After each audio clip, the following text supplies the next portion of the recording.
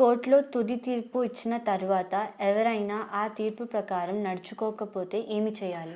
ఈ కోర్టులో తుది తీర్పు ఇచ్చిన తర్వాత జడ్జిమెంట్ అండ్ డిగ్రీ పాస్ అయిన తర్వాత వాళ్ళు నడుచుకోలేదంటే వాళ్ళ మీద ఎన్ఫోర్స్మెంట్ పిటిషన్ వేయచ్చండి.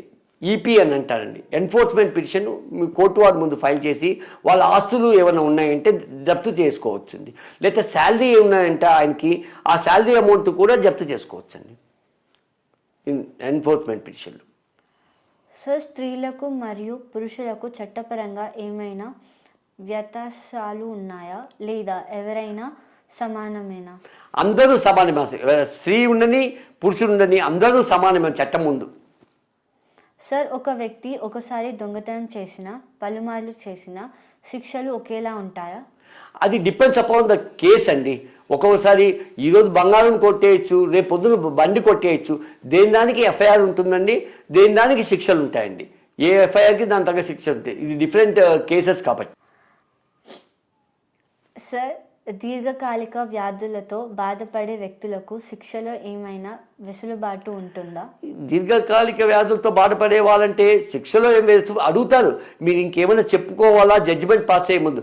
నాకు ఇలా ఆరోగ్యం బాగాలేదు, ఇదేం బాగాలేదు, నీ హెల్త్ పరంగా నేను బీపీ ట్యాబ్లెట్ వేసుకోవాలి, షుగర్ ట్యాబ్లెట్ వేసుకోవాలని చెప్పి కోర్టును ప్రార్థిస్తే కోర్టు 1-2 months ఏమైనా తగ్గించచ్చేమో. ఇలా నాకు పిల్లలు ఉన్నారని చెప్తే, నాకు హెల్త్ బాగుండదని చెప్తే ఏమైనా తగ్గించవచ్చు 1-2 months. That depends upon the court to court.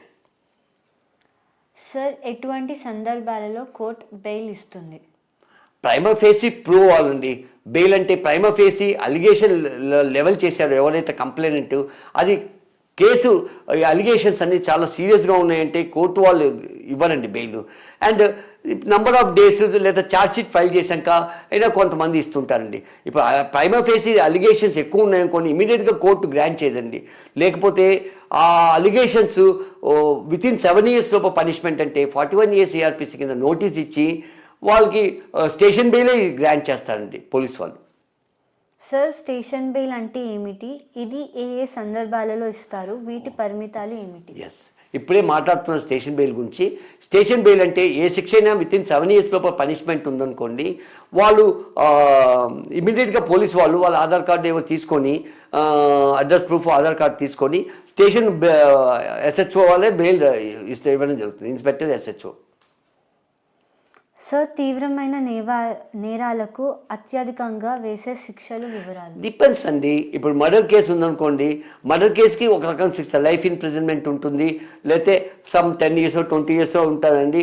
రకరకాలు the gravity of the offence మీద డిపెండ్ అయి ఉంటుందండి. అండ్ రేప్ కేసు ఉందనుకోండి, దాని మీద దాని ప్రకారంగా వేస్తారండి. Some amount of minimum amount of penalty కూడా వేస్తారండి.